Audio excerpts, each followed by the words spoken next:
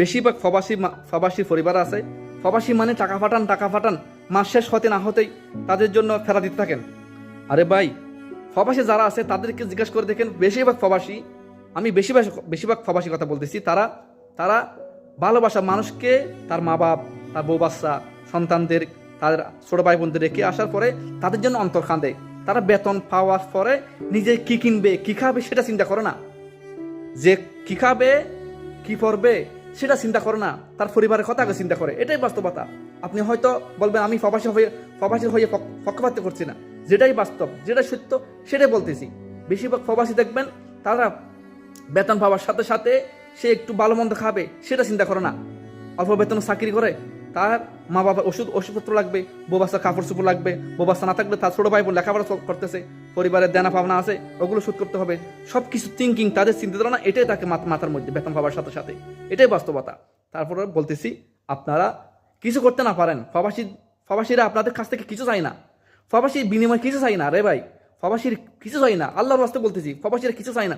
প্রবাসীরা শুধু এতটুকু চাই, আপনার তাদের সাথে একটু হাসি মুখে, একটু ভালোবেসে তাদের সাথে একটু কথা বলেন, একটু ভালোবেসে কথা বলেন তাদের সাথে।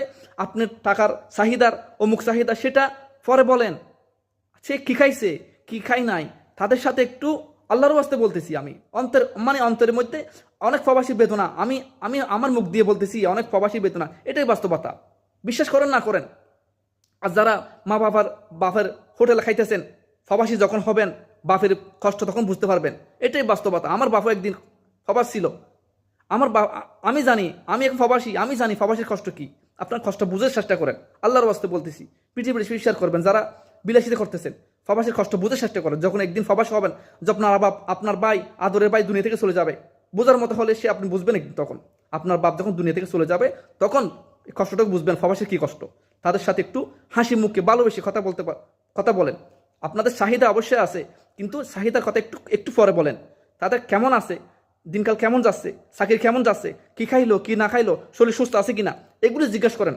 এগুলো জিজ্ঞাসা করে তারপর আমরা চাহিদার কথা বলেন। আল্লাহর ওয়াস্তে বলতেছি। প্রবাসীদেরকে অকালে দেখতেছেন, 20 বছর, 25 বছর, 30 বছর, অল্প বয়সী তারা মারা যাচ্ছে। তারা শেষ অবশ্যই মারা যাবে, কিন্তু মারা যাওয়ার পিছনে আপনাদেরকে কখনো অ্যানালাইসিস করছেন, কখনো অনুধাবন করছেন যে তারা মারা যাচ্ছে কি কারণে তারা মারা যাচ্ছে? কারণে তারা কি অসুখ করে, না হয় ঘুমের মধ্যে, না হলে অকাল মৃত্যু। তার মানসিক চিন্তা থাকে, ফেরাসানের মধ্যে থাকে। আল্লাহর রাস্তা তাদের ফেরাসান দিবেন না। তাদের একটু হাসি মুখে, অন্তত কিছু করতে না পারলেও হাসি মুখে ভালোবাসে কথা বলেন। পরিশেষে এই আহ্বান রেখে আজকে ভিডিও শেষ করলাম। আসসালামু আলাইকুম রহমতুল্লাহ।